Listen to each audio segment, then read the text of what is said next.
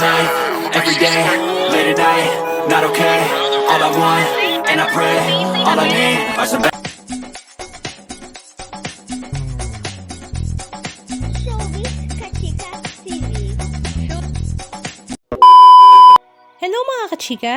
Usap-usapan nga ngayon sa social media ang halalan 2025 na gaganapin nga next year, May 2025, kung saan ito nga ay eleksyon para sa mga senador at the same time para sa mga mayor dito sa Pilipinas. Nagsimula nga ang filing of candidacy noong nakaraang linggo, October 1, 2024 at nagtapos nga ito kahapon, October 8, 2024 kung saan dumagsa nga ang talaga namang napakaraming humabol na mag-file ng kanilang mga candidacy. Isa na nga dyan ang bumabalik sa pagkasenador na si Senator Kiko Pangilinan kung saan ang kanyang motivation this time ay mapababa ang inflation na kinakaharap ng ating bansa, lalong-lalo na nga ang presyo ng bigas, itlog at ang mga asukal, delata at maging prutas at gulay. Siyempre hindi naman mawawala sa suporta ang kanyang asawa na si megastar Sharon Cuneta.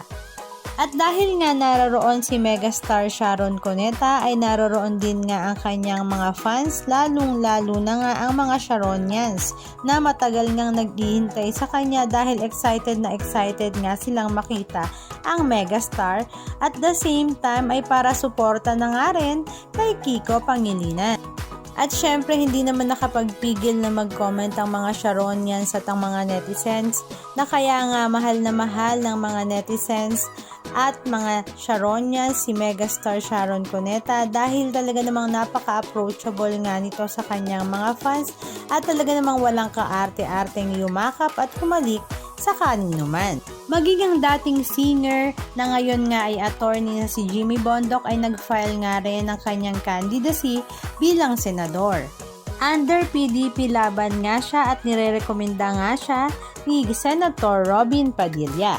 Samantala, ginulat naman ni Kuya Will or Willie Rebillame ang lahat nang siya nga ay mag-file ng kanyang candidacy bilang senador dahil wala nga nag-e-expect na tatakbo nga siya this election 2025. Samantala, si Philip Salvador naman ay talaga namang sanggang dikit kay Senator Bongo at Senator Bato de la Rosa at ito nga ay tumatakbo rin at nag-file ng kanyang candidacy bilang senador. Siyempre hindi naman mawawala sa listahan ang talaga namang napakagaling na mayor na si Mayor Vico Soto with the support of his parents na sila Bossing Vic Soto at Connie Reyes dahil present nga ito sa pagpapile ni Mayor Vico ng kanyang candidacy bilang mayor. At ang kanya namang vice mayor ay ang asawa nga ni Mikey Cojuangco na si Dudut Jaworski. At nagbabalik naman sa mundo ng politika si Yorme Isko Moreno kung saan siya nga ay nag-file ng kanyang candidacy bilang mayor ng Maynila. Gusto na nga daw niyang ipagpatuloy kung ano nga ba ang kanyang nasimulan. Pero ang kalaban nga niya this time ay si Mayor Hani Lacuna, ang kanyang dating vice mayor. Samantala, ang negosyante namang si Sam Bersosa na boyfriend ng Kapuso star na si Rian Ramos ay nag-file nga din ng kanyang COC bilang mayor ng Maynila. Maugo nga din daw ang pangalan ni Sam Bersosa kaya naman matindi nga ang bakbakan at labanan sa Maynila.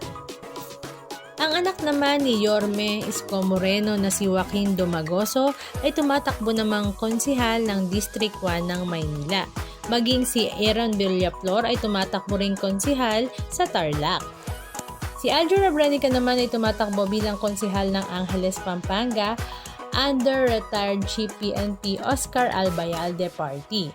At marami naman sa mga netizens ang nakapansin na nagkataon nga lang ba ang post ni Kylie Padilla sa kanyang social media account na mukhang patama nga raw sa kanyang asawa na si Aljur. Humabol naman sa last day of filing ng COC si Mocha Yuson bilang konsihal nga ng District 3 ng Maynila.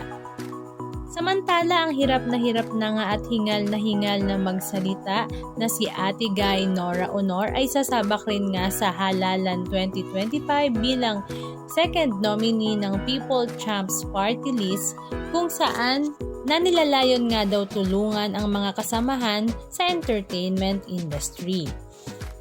Kaya naman si OG Diaz ay hindi nga nakapagpigil sa kanyang mga nakakatuwang comment regarding sa Halalan 2025 na ibinahagi nga niya sa kanyang mga story sa kanyang social media account.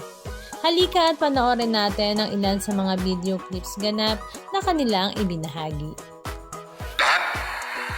Kahapon sa isang media interview, tinanong sa akin bakit naisip ko na muling tumakbo para sa Senado. Ito ang maikling kwento. Noong 2014, wala na ako sa gobyerno. Nagkaroon ng matinding problema sa pagtaas ng presyo ng bigas at iba pang mga bilihin sa buong bansa. At hiniling ni Pangulong Noynoy na bumalik ako sa gobyerno upang tulungan siyang ayusin ang problema na ito. Tinanggap ko ang hamon at sumabak sa problema. Agad-agad tayo kumilos upang pigilan ang pagtaas ng presyo ng bigas. Kabilang sa mga hakbang na ito, na isinagawa natin sa loob lamang ng 3 buwan. Una, bilang chairman ng NFA. Mga kasama ko sa industriya ng musika, industriya ng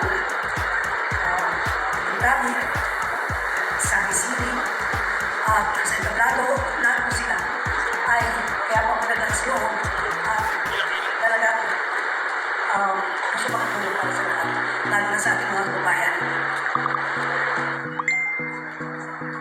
Ang aking po masasalamat sa People's Champ Party List sapagkat sila po ang nakiusap sa akin na tutulong para matupad po yung aking pangarap na makatulong sa ating mga kababayan. Salamat po. Salamat po. Sir? Magandang hapon sa inyo lahat, Luzon, Visayas, Mindanao, at saan masulok ng mundo. Una sa lahat, ako po si Wilfredo Bendia de Villame, yan ang tunay kong pangalan. Pero kilala niyo naman ako sa pangalan Willie de Villame. At ako po ay 64 years old. Siguro hindi na ako kailangan mag-explain, hindi na ako kailangan magpakilala sa inyo. For 21 years, meron akong daily show, tanghali, hapon, gabi. So, kumbaga, naging parte na ako ng buhay ng mga Pilipino. Lalo na po yung mga nanay, tatay, lolo, lola, yung household. Yun lang ako. Nandito ako ngayon. In fact, meron akong live show ngayon. Nagpaalam mo na ako. Ang alam ko, naka-feed kami ngayon sa TV5. Naka-feed ko kami ngayon sa show. At yung mga nanonood ngayon doon, nagpaalam mo na ako. Sigurado, nagsisigawan ngayon doon yun. At wala ako, walang kantahan, walang sayawan, walang hepe-peray muna, walang putukan, at walang Wheel of Fortune. Pero, may mas malaking hangarin at may mas malaking plano para sa bawat Pilipino. Okay, at 2 minutes, siguro mas maganda mga tanong na lang para masagot ko na kagad yung mga tanong. Okay, sige po. Unang tanong, kanina magaling. Tagalog na lang para mas maintindihan natin mga Andrea kabayan. Fernandez from TV5. Pahiram po ng mikropono. Yung mga style na bulok, tinaubra dito sa Pasig yun. Alam na ng mga Pasigueño kung ano tama, kung ano mali. Nakita naman natin ang pagbabago sa pagtakbo ng gobyerno rito.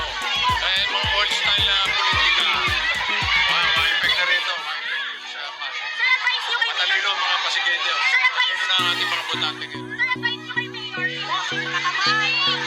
Keep up the good work. He's doing his good job.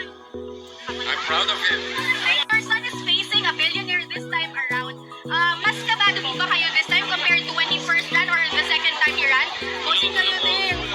I lift everything up to the Lord all the time. So now I have peace in my heart. My son has peace. We know what we're doing. He knows what he's doing. So nothing to worry about. God is in control. Anong masasabi niyo mga kachika? Just comment down below. And please don't forget to subscribe. Thank you!